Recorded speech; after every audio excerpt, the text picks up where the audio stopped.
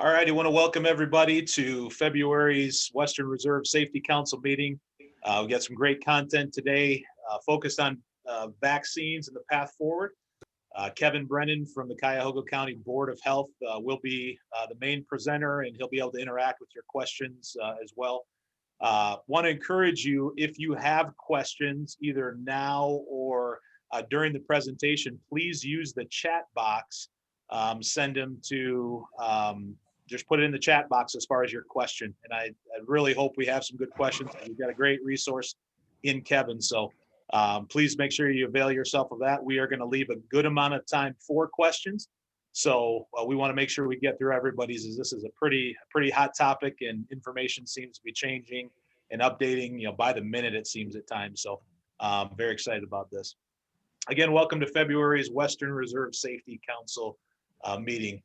We'll get started here in about a minute or so. Do want to take a moment to recognize our founding sponsors. I want to thank the Cleveland Clinic, Integrity Staffing, Nestle, North Coast Shredding, and Swagelock. Appreciate that partnership. And then the gold sponsors are Ving, Zercoa, and Swagelock.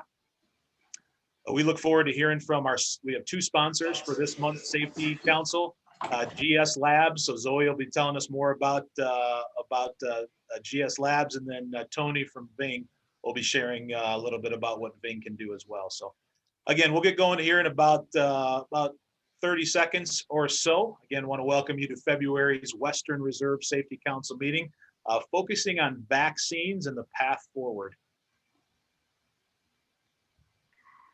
One thing to note, as you see on this slide right here, the resources that you're going to see, this slide deck is available at the solandchamber.com/slides. So don't feel like you got to take a picture of every slide. You can come back and you can access this.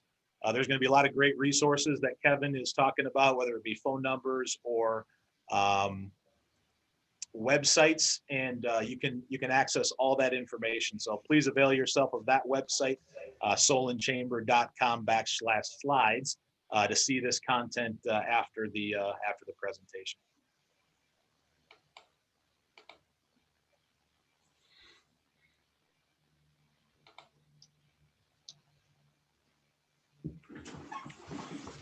All righty, as people are still coming in, again, just want to welcome you to February's Western Reserve Safety Council meeting.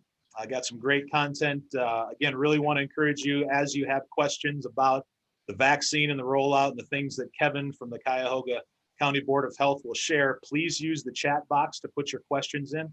We're going to work very diligently to try to answer all of them on the actual meeting time, but if there are too many, we will get answers posted up and shared either at next month's meeting or on the website as well. So I just encourage you there. I'm hoping there'll be a lot of questions. So Kevin's prepared. He's done his homework. I think we're gonna see some good stuff. So again, we're gonna get into it. We're gonna start. I want to first of all pass it off to our friend Dan at the BWC. Again, for those of you who may not know, BWC here in the state of Ohio just does a fantastic job and supports our local safety council. And they've got some great resources available. So Dan, why don't you take it away and kind of give some updates from the BWC? Okay, thanks, Matt. Welcome, everybody. Hope everyone is staying safe. Just to get started, the Ohio Safety Congress is coming up March 10th and 11th. Registration is free. Right now, you can register. However, you cannot enroll in any sessions at this time. But I encourage you to do that. That used to be a 3-day event conducted in person, but they're doing everything virtually now. If we could go to the next slide.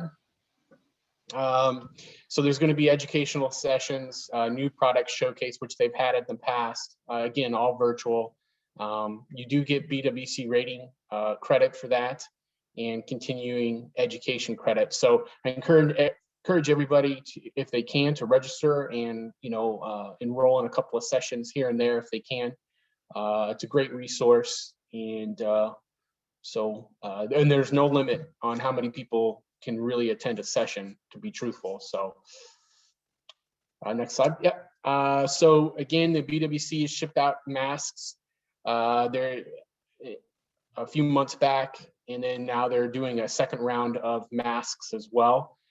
So be on the lookout for those, and you won't be billed for those masks either. Just some important dates as far as private employers. We see there March 1st, 3rd, and the 31st. There's certain reports that are due. For instance, the March 31st report there, the drug-free annual report there is due. So just keep those on your calendar if those are some things that you need to do. Next slide, please.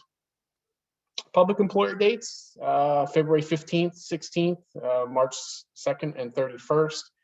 Your payroll true-up report is due on the 15th. Again, March 2nd, your drug-free safety program action plan is also due as well. Again, so if these are some dates or some programs that you're enrolled in, or you need to do some things, just mark these in your calendar, and so you'll have these ready to go. Some other important dates as well for 7/1 and safety training requirement for bonus programs. The 2019 training requirements were waived, obviously due to the pandemic, but however, the 2020 training requirements will not be waived. So again, plan ahead for that as well. Employer webinars, we still offer those, so I encourage you to enroll in those. The webinar is only a half hour long, and obviously the February 9th one has passed, but there's another one coming up on the 25th. And BWC updates about COVID-19, and then they're going to talk about true-up as well, and they have some other tips in there too. Safety webinars, we have some safety webinars coming up, accident analysis and the office ergo tips for teleworkers. So if that's something that you would like to enroll in as well, you can certainly do that. Virtual training, that's still full steam ahead there. So the next one we can probably look forward to, I mean, if you can, February 10th, which is tomorrow.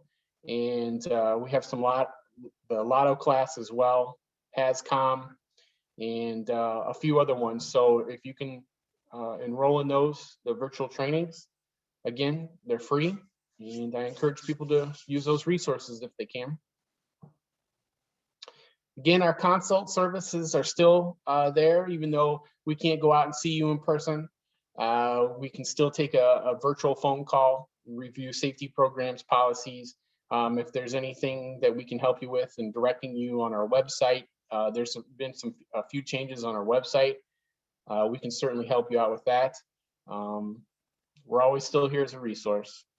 There's other resources too, ODH, the COVID-19 resources as well. You can go on ODH's website, and BWC has a FAQ section as well for COVID-19. So those are all of the points that I have. If anyone needs any assistance, please reach out to me and I'll be glad to help. Turn it back over to Matt. Thank you. Yeah, Dan, thanks so much. Appreciate the BWC support and all the many resources that we have. Hey, we have a new sponsor, GS Labs. And so Zoe, if I could turn it over to you and you kind of share what your company does and how folks can get in contact if they need your services. Absolutely. Thank you, Matt. So my name is Zoe and I am working with GS Labs. I'm currently kind of working in a community outreach role, and we are providing rapid testing to communities across the country. And as we move into these different communities, we find ways to make sure that we get involved, and we are acting and treating every location as we are a local business. And we are here to provide rapid testing and rapid antigen and antibody tests. And while we are so excited that hopefully there is a light at the end of the tunnel for this pandemic, we still feel that testing is just as important today as it was at the beginning of the pandemic. And we are looking to provide communities with access to testing, so they can either have peace of mind when they're going to visit their family or as they're stepping into work every day, and just know that they're safe. So if we want to run this video so we can get a little bit more insight as to what GS Labs is.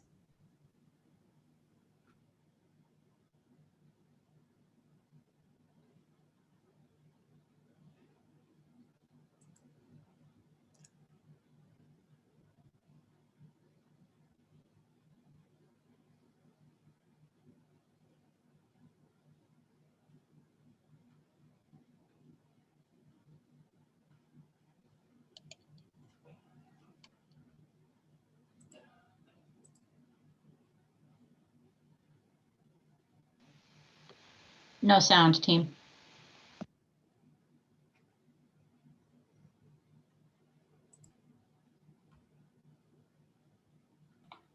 Could people hear that or no? No, Tom. What, I just played it. All right, give me 1 second and I'm gonna start it over. I'm sorry, guys.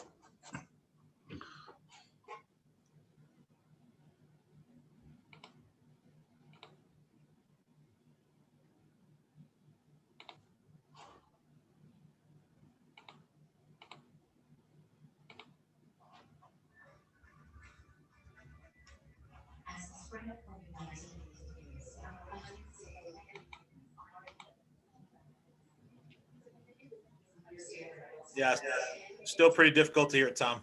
So Zoe, why don't you kind of maybe talk through it as the video goes? Or the slides. Are you sharing computer audio? That's usually the problem.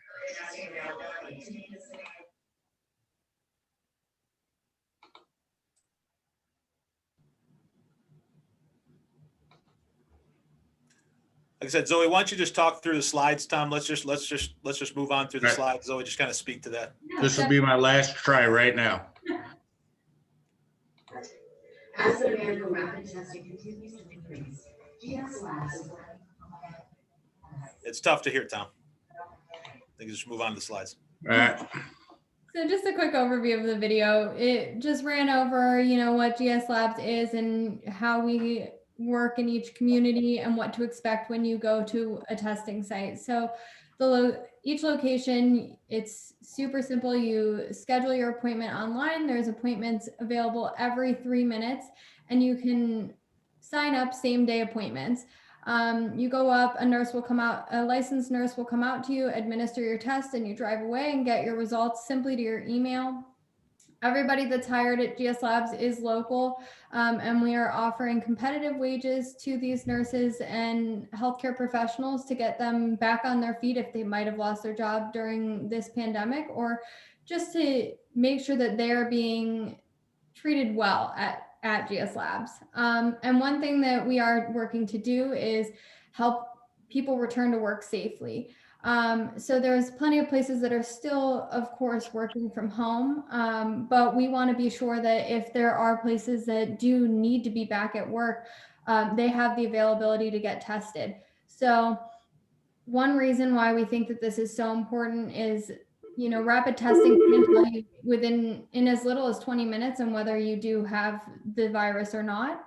And this could be so beneficial for any employment and when you're entering any workplace. And GS Labs is offering the opportunity to partner with different businesses. So if you do have employees who may not have insurance, but would like to get tested, you're able to purchase some tests for your employees and offer them to your employees so that they can go get tested and have that peace of mind prior to walking into work.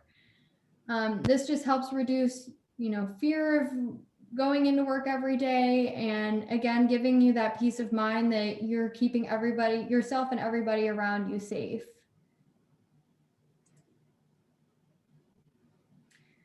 And of course, if you have any questions, please do reach out. We put together packages for any business, no matter what size, and we're happy to help. Even just simply give promo codes that can help get priority testing to your employees. So if they want to drive up to the testing site and just have that priority, make sure that they get the time that they want, we're happy to provide that as well.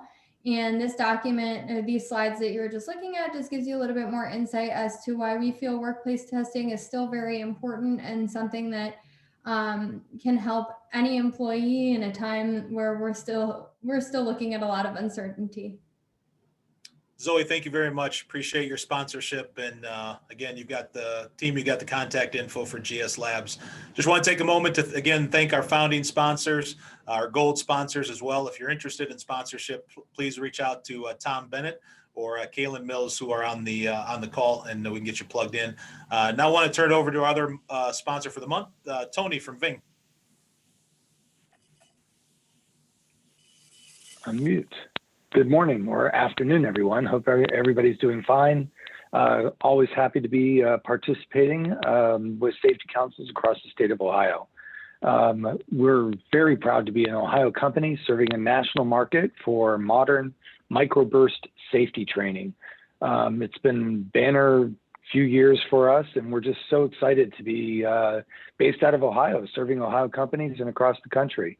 Matt, we've got Matt, I'm sorry. We've got a short video teed up here. I think if you click on play, you should be good to go. And we'll see. It's closed caption, so if there's no Fingers audio. crossed on our audio, so. Yeah. Good luck, Tom. Yeah, good luck. Stressful. All right, here we Did go. you see? I saw all the things. I will see what happens. Okay. Here.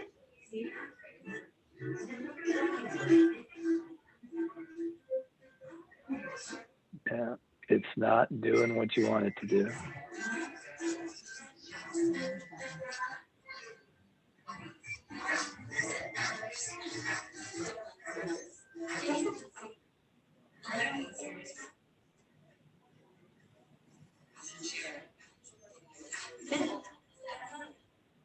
So basically what Ving does is create short microburst videos that you can send out to your employee base so they have the right information at the right time for the task at hand.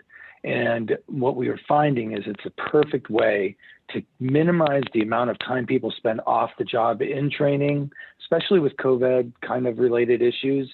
But a lot of people have to stay on the job to make sure they're making their deadlines.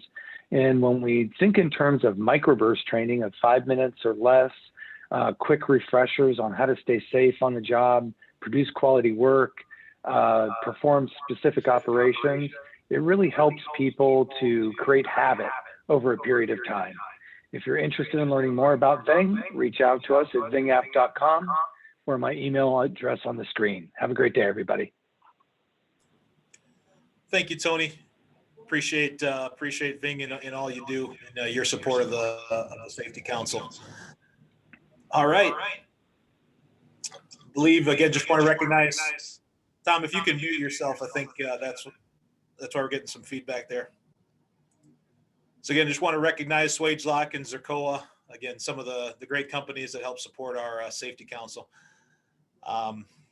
Now we get to move into, I think, what everybody came here mainly for, which is exciting. We are grateful to have Kevin Brennan, who's the communications officer for the Cuyahoga County Board of Health. And he's going to talk a lot about vaccines and the rollout and the path forward. Before we get into that, we've got a couple poll questions. So I want everybody to get involved, about 30 seconds per poll. Got a couple questions related to the vaccine. So Kaylin or Tom, if you could pull up the first poll. So again, the first one we want you to answer, click on, have you received the COVID-19 vaccine yet? And even if you haven't, but do you plan when it's available to, or, hey, I'm not sure, I don't plan on receiving the vaccine. Again, this is anonymous. We're not taking your answers and identifying that. We just kind of want to get a sample size of where people are at, and helpful for Kevin as he's taking a look as well. So it looks like a majority have said no, but they plan to when available, about 71%. About 20% of people are not sure, and about 11% do not plan on getting the vaccine. Doesn't look like we have anybody that's received the vaccine as of right now. Okay, so maybe another 10 seconds on that. Yep, still about the same percentages, about 68% plan to when available, 22% want to get some more information, and about 10% do not plan on. How about that next poll question? So we can end this one and move on to the next one. Okay, yeah. I think the next.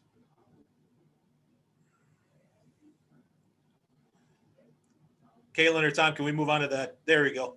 Again, from a knowledge standpoint, as it relates to the rollout and when it will be available, on a scale of 1 to 5, or 1 is not very knowledgeable and 5 is very knowledgeable. I know exactly when it's coming, those types of things. Where you land on that scale?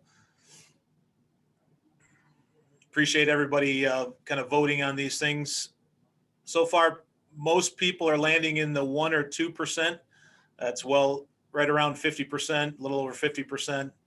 In the 1 or 2 category, about 14% right in the middle, 18% pretty for, and then there's about 6 people that are very knowledgeable. So that's great. Hopefully Kevin selected the very knowledgeable one, right?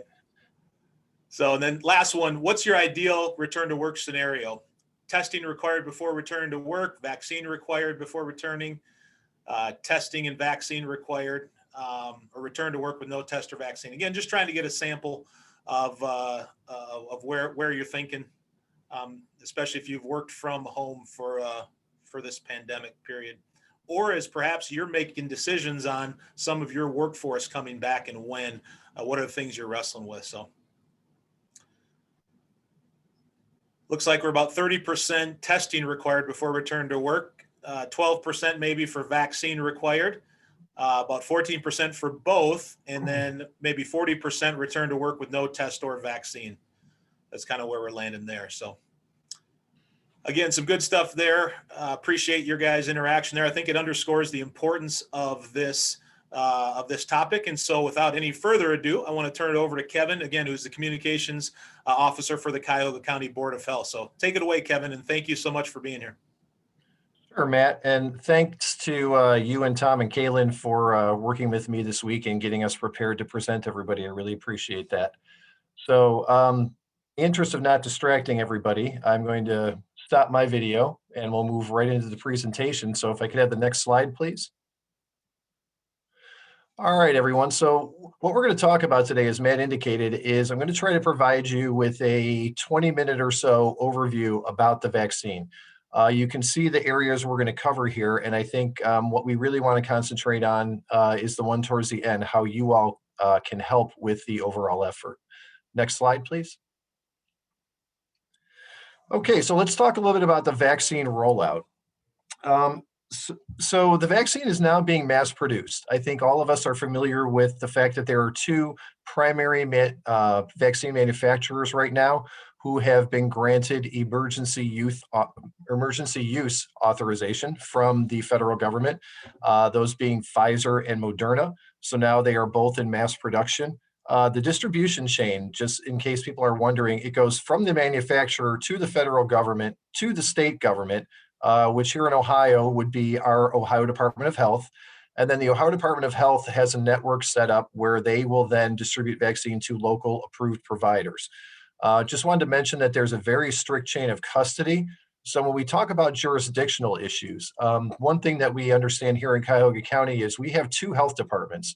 We have one for the city of Cleveland, and then we also have the Cuyahoga County Board of Health, which serves all the other jurisdictions in the community aside from the city of Cleveland. So a couple important things to remember about the vaccine is that it must be properly thawed and must be very carefully handled before it is administered. Once the product is thawed and opened and warmed and ready to be used for injection, you only have 6 hours to use it. So when you see the vaccine clinics being carried out, there is a very deliberate effort and a very methodical approach to scheduling and thawing vaccine and administering it, because obviously we don't want to waste a single dose.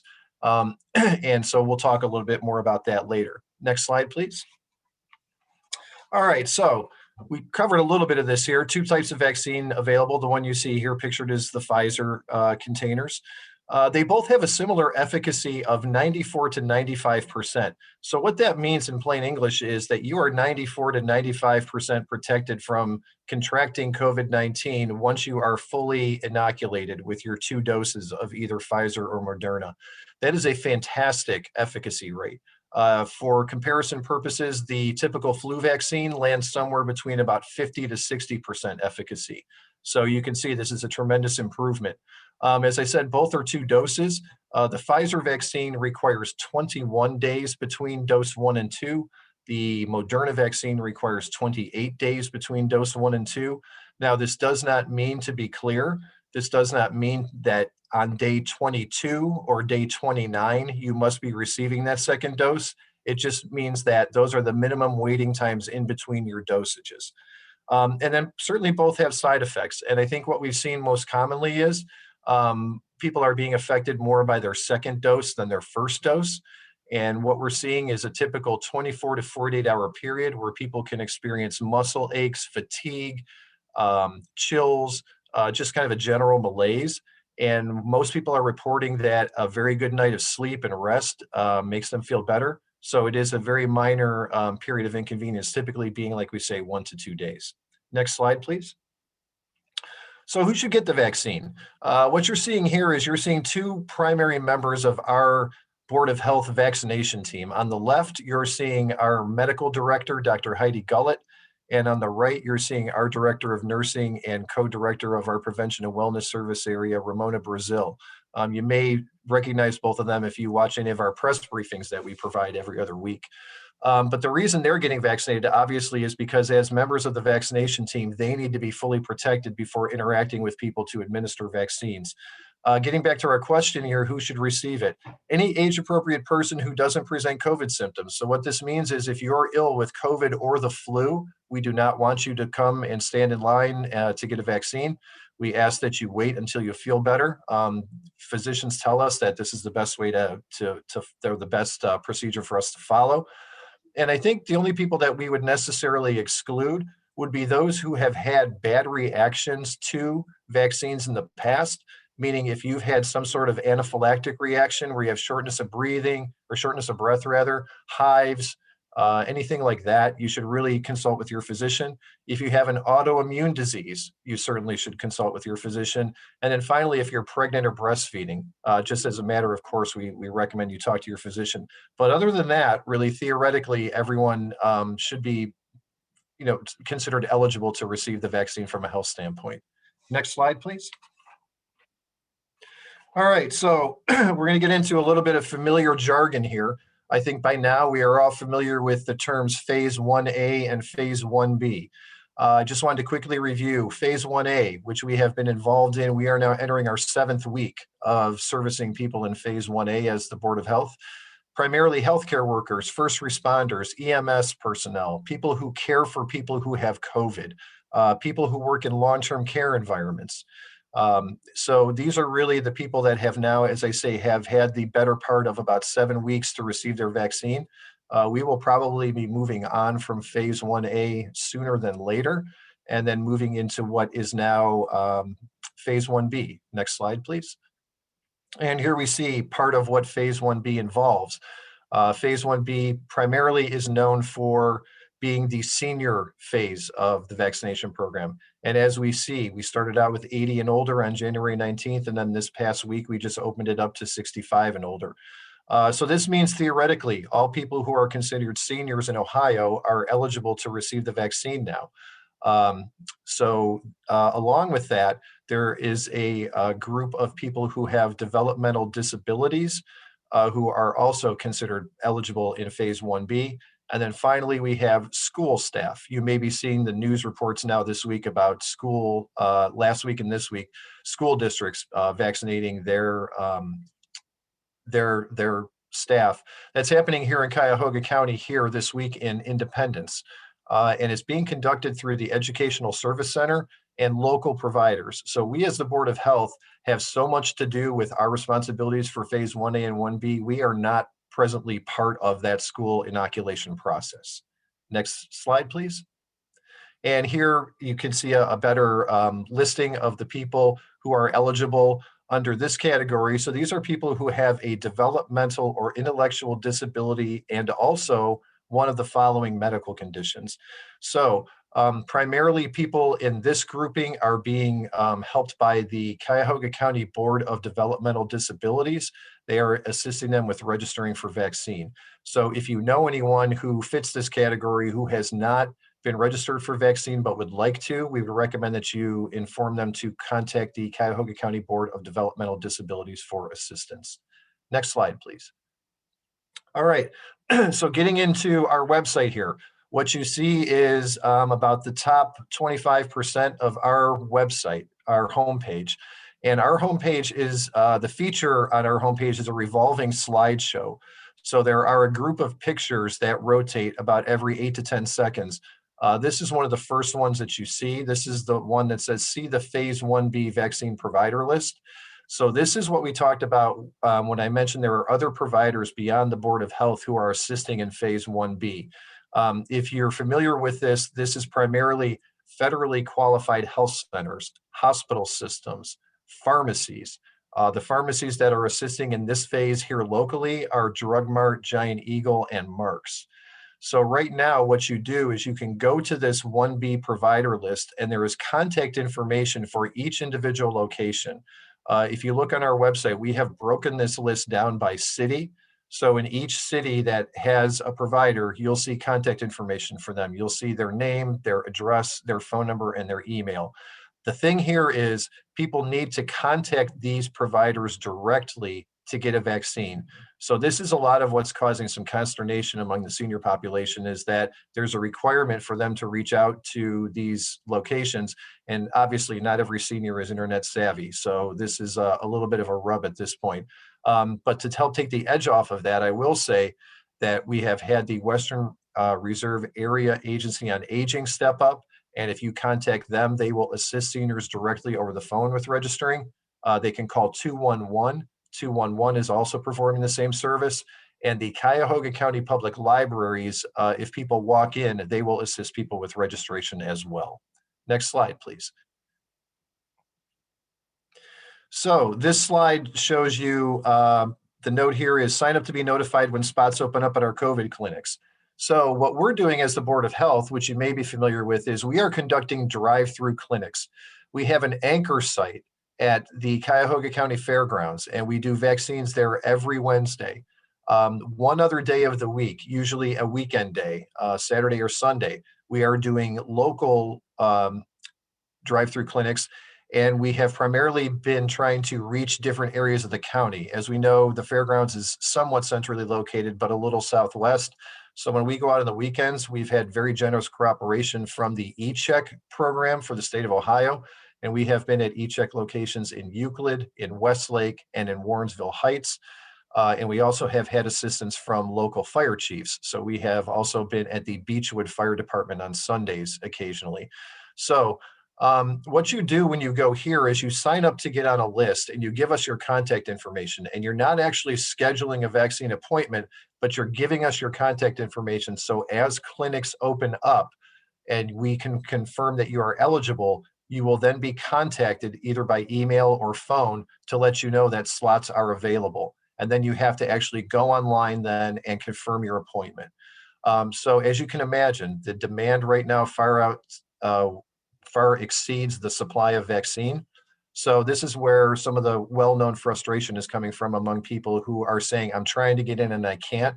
It's sort of like any of you who are of the vintage I am, if you remember going on Ticketmaster and trying to get concert tickets for your favorite show. It was kind of the same thing where you called or you stood in line and you got the luck of the draw. Unfortunately, that's where we are now, just due to such limited supply of vaccine. Next slide, please. All right, so here you see the entranceway to the Cuyahoga County Fairgrounds. All those cars coming up have come off of Bagley Road in Middleburg Heights, and they're coming up the long driveway to get to the gate. So any of you who have been to the county fair in Berea, this is the place, this is, these people are approaching the main gate. And so what they're doing is they're getting checked in. So we're making sure that everybody who comes has, first of all, a registration form so that we can verify who they are and that they are eligible. We're making sure that they have an appointment time, and we're trying to answer any questions they may have before they get to the area where they'll be vaccinated. Next slide, please. So this is a picture. So if you were at that main gate and you took a sharp right, you would come down the midway. So typically for anybody who's been to the county fair here, this is the midway where all the vendors are, and the long, long walkway that takes you to a lot of the event halls and the garages and the barns. So what you're seeing here are people who have come through that main gate are now waiting in line, and they're approaching the garage. The garage is immediately to the right here that people will be pulling into. Next slide, please. And then this is a look at what happens when you're actually in the garage. So you can see if we count across, we have 3 bays and we have the ability to service about 3 cars at any given time in each bay. So we're servicing about 9 cars at any given time. And what you're seeing here is the people in the reflective vests, those are the inoculators. These are EMS personnel. These are volunteers. These are nurses. These can be Board of Health personnel. These are people that are administering the vaccine. The people that you see, like the person right in the front here with the hood on, that is a member of our staff who's what's called a documenter. They are taking the registration forms, inputting all the information, and making sure that everyone who receives a vaccine is cataloged in the system to make sure that we have a record for everybody. So this is a picture taken from right in the middle of the action. To give you an idea, on a typical day in Berea, we can move anywhere between 1,000 and 1,300 cars in about a 7-hour period. So this is quite an efficient process for us, and so this is kind of what you would experience if you came to either the Berea Fairgrounds for your vaccination, or if you went to one of the eCheck locations. Next slide, please. And here you can see right here, you don't even have to get out of your car. The inoculator will come right up to you. You just give them your shoulder and they'll put the vaccine in. If you'd like to, you can step out of your car if it's easier for you. But the whole process from the time you actually get to the doorway to where you're pulling out again is probably less than 5 minutes. So now what happens here is the people then pull around the side of the building and they go to what's called a monitoring area. And this is where they will wait for anywhere from 15 to 30 minutes just to make sure that they don't have any sort of adverse reaction to the vaccine. And as you can imagine, we have nurses and EMS personnel on site everywhere. So if we did have anyone with an adverse reaction, we have plenty of people to be able to attend to that person. Next slide, please. Excuse me. So challenges that we face. I think one that we can all acknowledge and that we can certainly feel the brunt of here at the Board of Health is there are a lot of questions out there about the vaccine. There was not a comprehensive education campaign that was delivered by the federal government, and that has been a tremendous void for us. I think with the change of administration now, you're seeing a little bit of a different approach to this. What we hope is just here at the Board of Health that we can get more solid information. And so if you go to our website, as I mentioned before, you'll find some FAQs about Pfizer vaccine, about Moderna vaccine, about common myths and facts about COVID. So we're doing what we can to address these things, but typically people have had questions about, how did the vaccine come about so quickly? What's in it and what are the side effects? Those are really three of the primary questions. As I mentioned before, a lack of steady supply, that is probably, it's one of the most primary issues that we're faced with right now. The outlook is that sometime in March, we should be receiving an increase in the amount of dosages or the amount of doses that we receive. So what we're hopeful is that we can then move from a 2-day-a-week schedule to a 3-day or possibly more per week schedule so that we can continue to vaccinate more people. Limitation of access and equity issues. This is a very primary concern right now because when we talk about people of color receiving the vaccine or people who are seniors and homebound, people in homeless shelters, there are a lot of people who are having difficulty accessing the vaccine, or if they're not eligible right now, the presumption is that they will have difficulty when they become eligible to receive the vaccine. So these are issues that are ongoing right now and that we're working very hard to find solutions for. And I can tell you that we're working with faith-based groups, we're working with senior centers, we're working with local organizations, state organizations. So we're trying to do all we can to fill that void of information. Ultimately, all this leads to hesitancy, which is an issue, and understandably so. If people don't feel like they're informed enough about the vaccine, they may wait and see how it reacts in other people before making a decision themselves. Next slide, please. All right, so we talked very briefly there about COVID myths and facts, and I've got several of them, and I'm going to run through these pretty quickly. So next slide, please. All right, so the vaccines are safe and effective. They were rigorously tested, and what that means is that the vaccine trials contained tens of thousands of people. So there was a very deliberate cross-section of people who were engaged to be part of the trials to make sure that it was representative of as many people as possible. And as I spoke about before, that 94% efficacy rate is just fabulous. In public health, we really think that's an excellent feature that each of the two vaccines right now can boast of. Next slide, please. Okay, you will not get COVID from a COVID-19 vaccine, meaning that we do not inject a live virus into you. And any of you, again, who are a little older, you remember maybe 50, 60 years ago with the flu vaccine, they used to take a little portion of a live virus and insert it in the flu vaccine. And they did that for a limited amount of time. And then a lot of people got sick from it, and it turned out to not be a good thing. So now with the flu vaccine as it's currently constructed, there's what they call an attenuated virus or a dead virus, which spurs an immune response in your body. But with the COVID vaccine, it's an mRNA process, which I am not a physician, a scientist, or a nurse, so I don't really want to get into that too much. But what we can tell you is it's a code that your body reacts to, which tells your body to generate an immune response. Next slide, please. All right, so again, we mentioned this, these trials were enormous. So we look at this, 73,000 people is what we document from the combination of Pfizer and Moderna trials in terms of participants.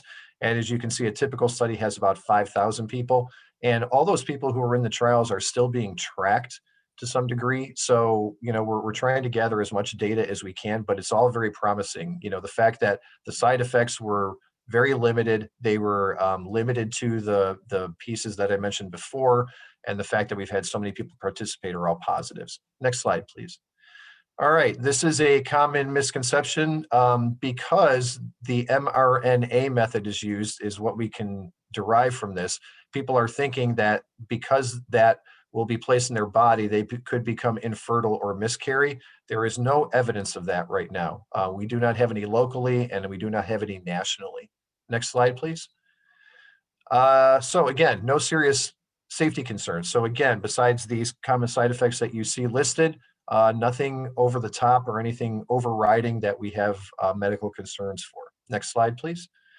And again, along the lines of sort of the infertility piece, the COVID vaccine will not change your DNA or alter your genetic makeup. It will not, cause your, problems with pregnancy if you are pregnant. So this is just a myth that's out there that doesn't have any evidence to back it up.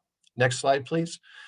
And we do not put microchips or tracking devices into you when we give you the vaccine. This again is sort of a myth that's been around for a while. It's a very, very small head of a needle that's dipped into the liquid vial, and then the syringe is filled. And so what you're getting in that syringe is strictly medicine. There are no other additives or anything placed in there. Next slide, please. And vaccines do not cause autism. So this is a long-held myth that has unfortunately been perpetuated. The scientific experiment that really promoted this several years ago has been repeatedly been disproven by a number of different people in the scientific community. So we just want to know that even though this myth lingers, it is not true. Next slide, please. Okay, so let's get down to what you can do as businesses. What we would look for and what advice I can give you from a Board of Health perspective is we want you to be ready. And the way that you can do that is, we've had questions from the business community. Can I host a vaccine event at our facility? We have a large facility, or I have a bunch of people that work here. Can we do it? The short answer is no. Just because of that strict chain of custody that I spoke about before in terms of the vaccine. But it doesn't mean that at some point you could not possibly partner as either a business or a member of your community to be a part of a larger vaccine effort.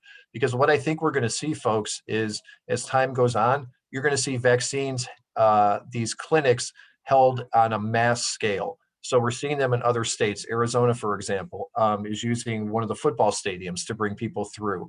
Yankee Stadium, Dodger Stadium, those have all been vaccination sites. We haven't yet seen that in Ohio, but I think that could be coming. And then we also will probably see regional sites.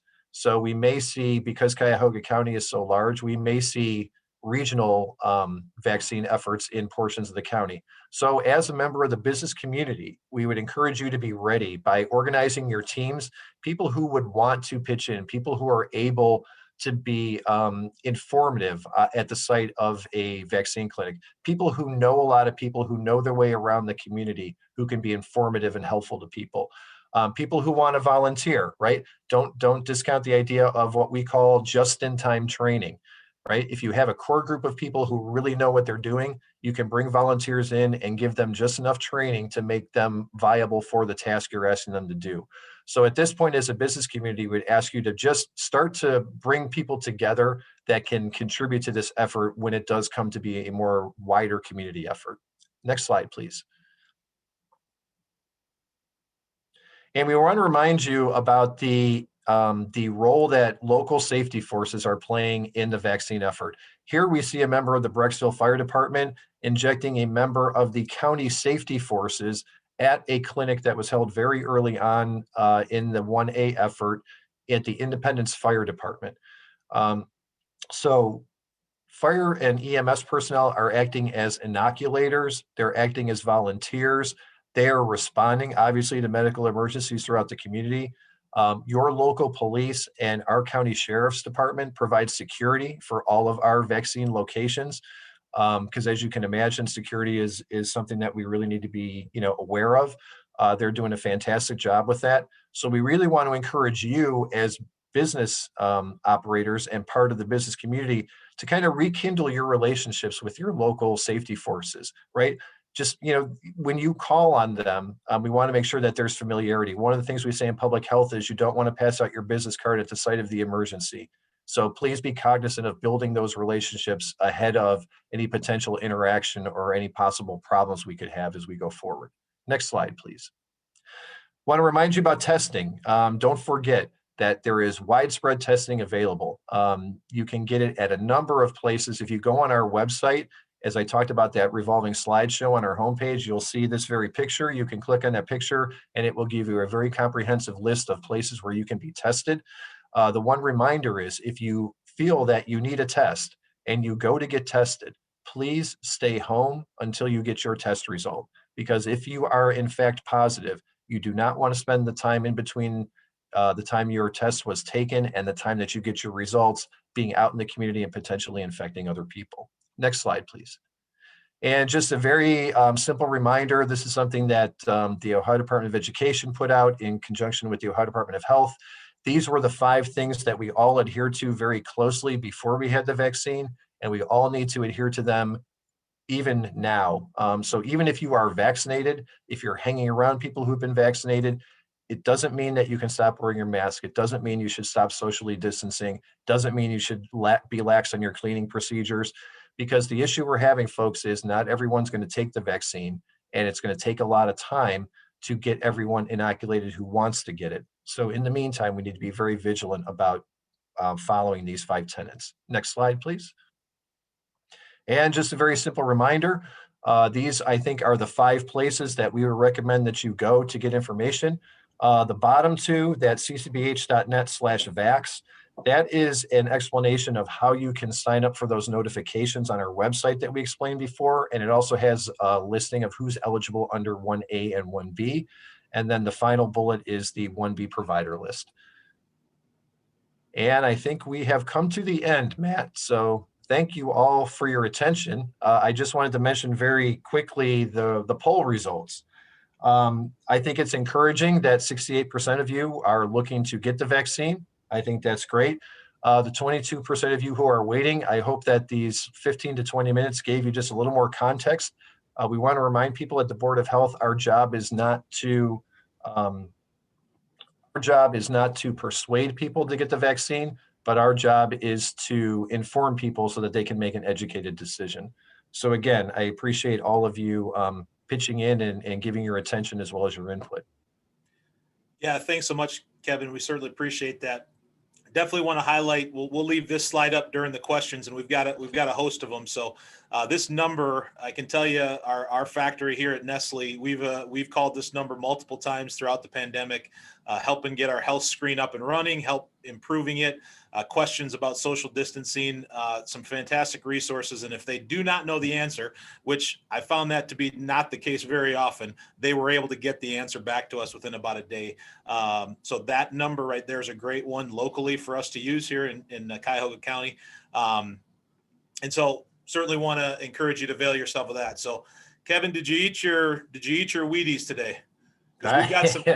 I had my mini wheats actually this morning. So mini wheats, that'll work. We've got some good questions, very well thought out, coming from at things from some different angles. So we will start with it. So how long do you estimate it will be until all essential workers, and in quotes is food, are prioritized and eligible to be vaccinated? That's a very good question, and I wish I had a better answer for you than I'm about to give you. I think the thing here is we do not know beyond phase 1B what the next priority group is going to be. We do not know where the state is going to go. We do not know if they're going to go towards essential workers, if they're going to go towards another medically oriented subgroup. So we do not really have an indication of where that's going to go. I think a broader question I might be able to answer for you is, which we get a lot, is when will the general public be able to be vaccinated? And I think we're looking at, without any certainty at this point, I think we're looking at probably fall would be a good guess, because I think it's going to take us, based on the vaccine amount that we are getting right now on a weekly basis, it's going to take us a long time to get through this current 1B phase. No, that's good. Appreciate that. Question is, and this one kind of relates to the fact that, like the Walgreens, the Krogers, the Rite Aids are being able to administer the vaccine. It sounds like there was a type 1 diabetic that was eligible for 1B, but was turned down at Walgreens with an appointment. What advice, recommendations do you give to somebody who feels like they're eligible, had an appointment, but then get turned down when they get to that area or get to that location? Well, again, that's a little difficult for us to answer, just because the 1B providers at this point are all kind of self-contained, meaning that Walgreens and Giant Eagle and the hospital systems, they're all doing their own scheduling, they're all doing their own verifying, and they're all doing their own administering of vaccine.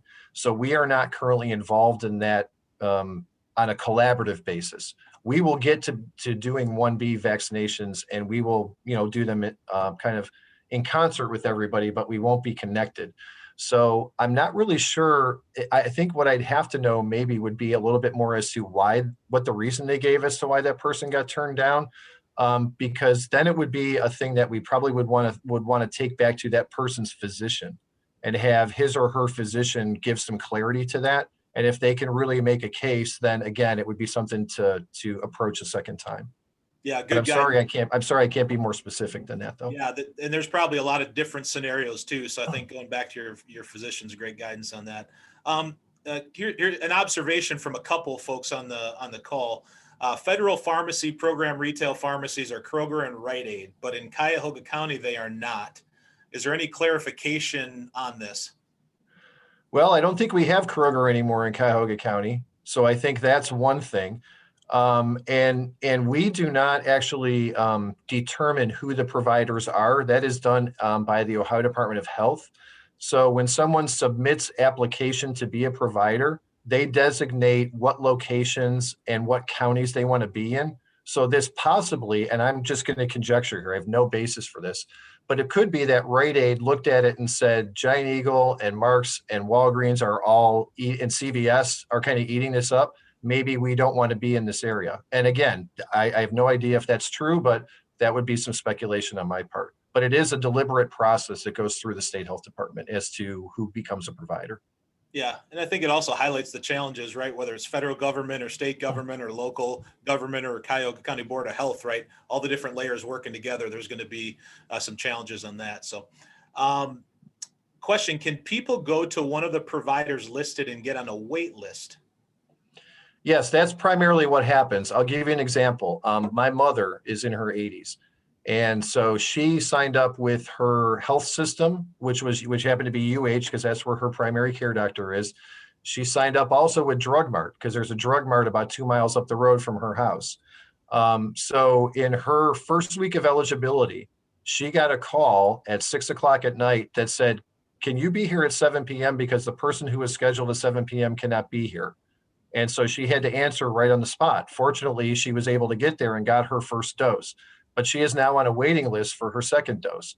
So, so if you pick a primary location where you want to be vaccinated, so say that Cleveland Clinic is near your house, or UH is near your house, or Drug Mart, whatever, anybody who's on that provider list for 1B, if they're conveniently located by you and you want them to be your vaccinator, then you would call that location directly and let them know, and then they will put you on the list and then call you when they have a slot available, much like our website procedure goes as well.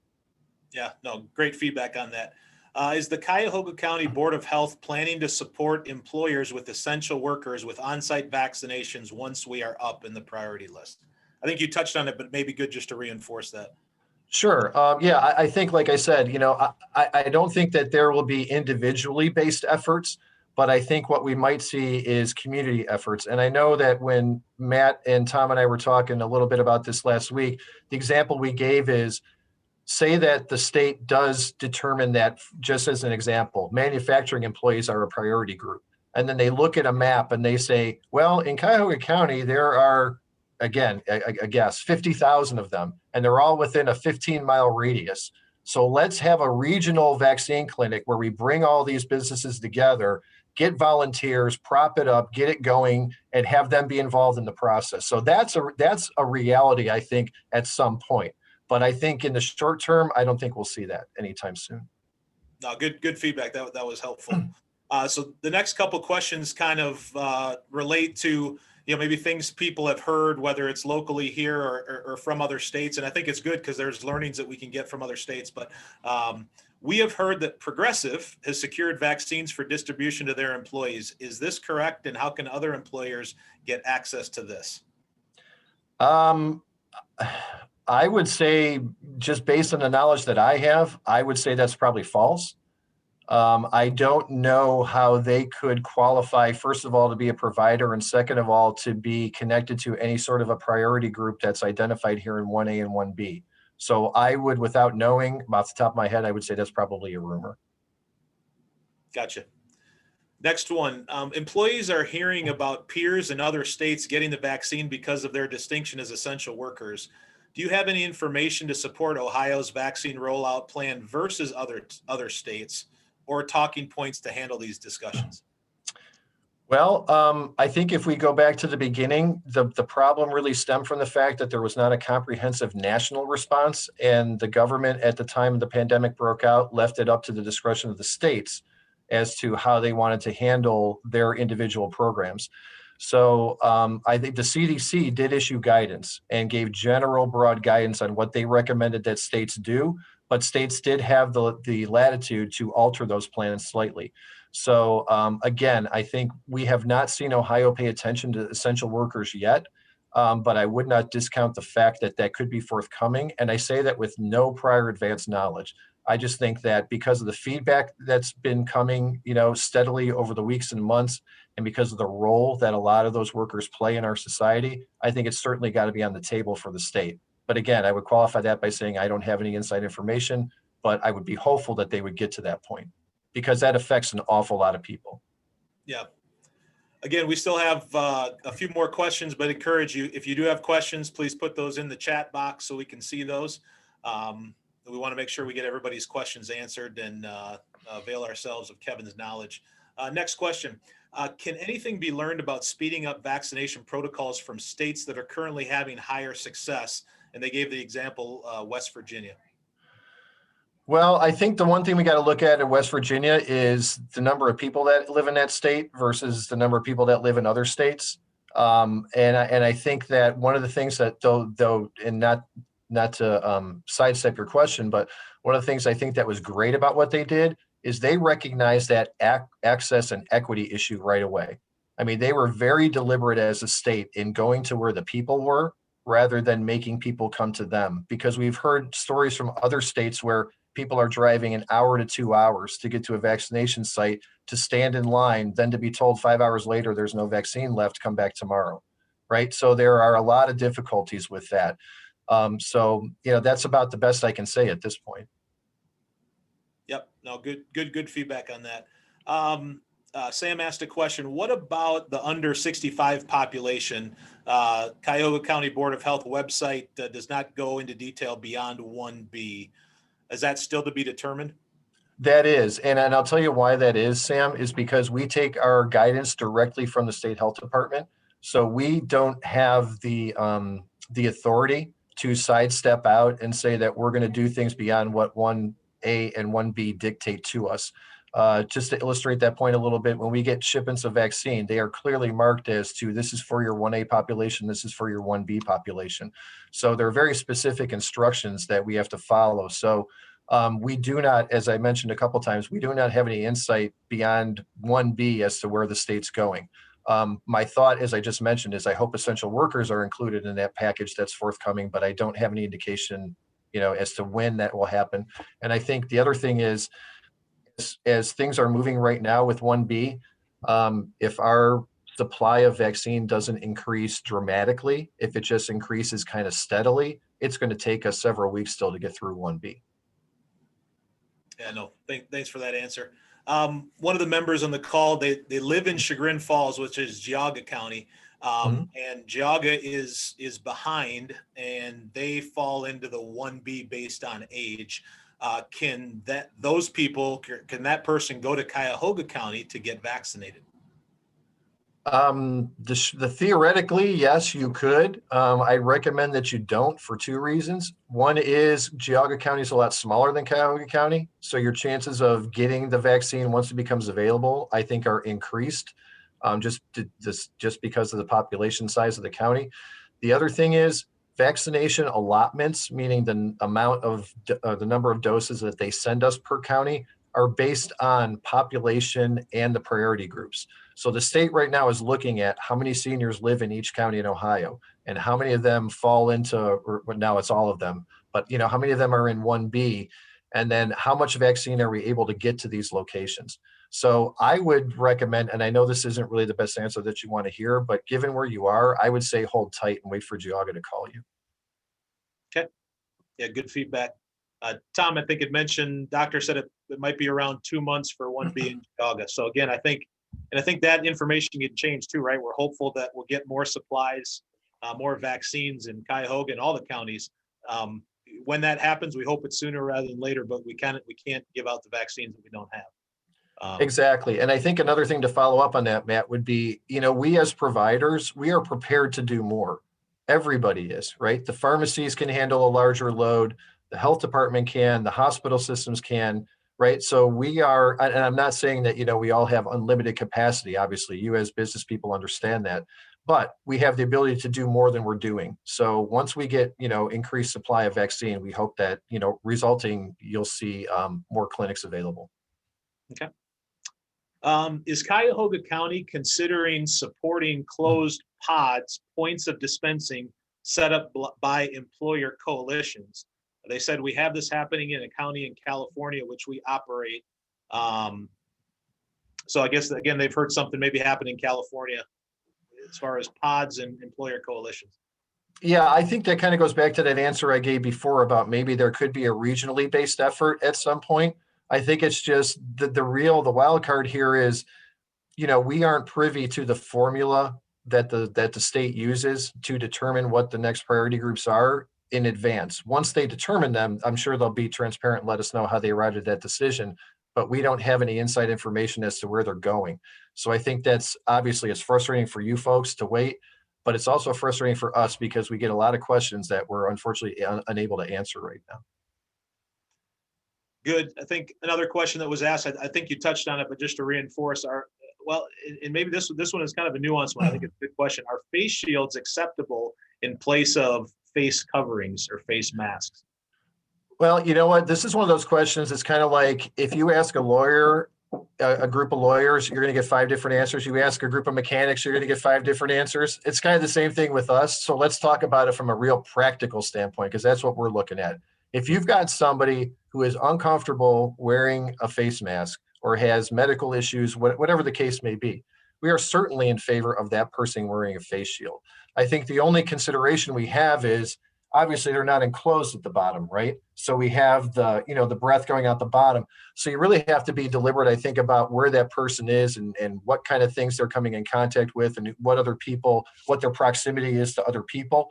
But if this is somebody who performs, primarily a solitary, function or works in a small group that can be socially distanced, then we don't see it as being any different than being outside without a mask, right? If you're socially distanced and you're 10 feet apart, that's perfectly acceptable. So, we were in favor of face shields as long as there's the afterthought as to what the implications could be for other people. Yeah, no, good clarity on that.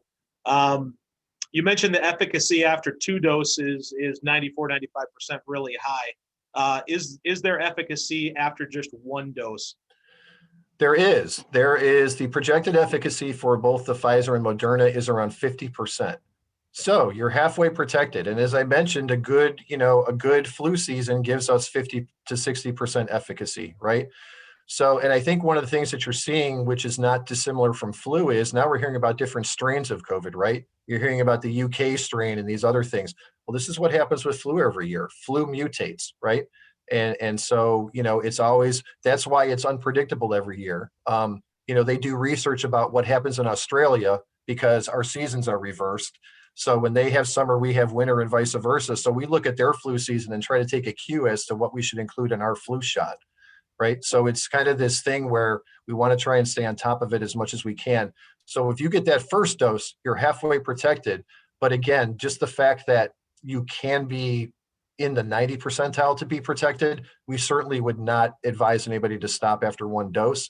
And the other thing is, make sure that you're getting the same vaccine that you got the first time on the second time. And this is a big reason why when you go to the clinic to get your first dose, they're going to give you a card that's going to tell you the date that you got vaccinated. It'll have the name of your vaccinator and what kind of vaccine you got, so that when you go to your second appointment, just as a double check, the record keeping should be there and they should be fully aware of what vaccine you got the first time, but just bring your card with you that second time, just so that you have the peace of mind that you're getting the right vaccine the second time. No, that's good. Another question about the different lists. So those individuals not on 1A or 1B, can they go to a provider and get on a wait list? They cannot at this point. There is no official mechanism for anybody right now who's not 1A or 1B in Ohio. No, that's good feedback. We, believe it or not, Kevin, we've come to the end of the questions. Oh, that's great. That's great. There's a comment I want to share with you first, but Sure. said Kevin was fantastic, which I agree with. Thanks to the chamber for hosting the session. Really well done. Truly appreciate his honesty with the audience. And I think we all would echo that, Kevin. Thank you very much. Well, absolutely. And again, as you can see right on the screen, right? Our goal is to be your trusted source for public health information. And we really appreciate you making the effort to reach out to us. And we're glad to provide this type of group education any way we can, because we're all in this together, right? I mean, this isn't a delineation of business and government and general public, right? We're all Americans and we're all being affected by this pandemic. So anything we can do to help, we're certainly going to be right there to help. Yep. No, that's fantastic, Kevin. Thanks once again. And again, avail yourself of their website and their phone number. They're fantastic. All right. Tom has assured me that we've got let me mute him first. He's assured me we've got the video set up. So for both Ving and GS Labs, I think we'd like to go ahead and show those just as they're our sponsors as we kind of close out. But again, thanks everybody for their questions and thoughts. I think it truly made it some great content. So again, appreciate that. I just thought it was fantastic in that. So appreciate everybody's partnership there. All right, go ahead, Tom. Turn it over to you. Your employees need accurate information to deliver quality work efficiently and without injury. How good are you at sharing the right information at the right time with them? Rank yourself 1 terrible, 10 awesome. Now ask, did they get, read, watch, listen, and understand? Don't like your numbers? Introducing Ving, a learning experience platform that's perfect for modern-day microburst information sharing, short videos, minimal text, and relevant material. We'll help get your organization to a 10. Contact us today. All right, that sounded great, Tom. Good work. And as we're switching over to GS Labs, I see Mayor Kraus there. Thank you, Mayor, for your support of the Western Reserve Safety Council and your leadership in the city of Solon. Certainly appreciate that.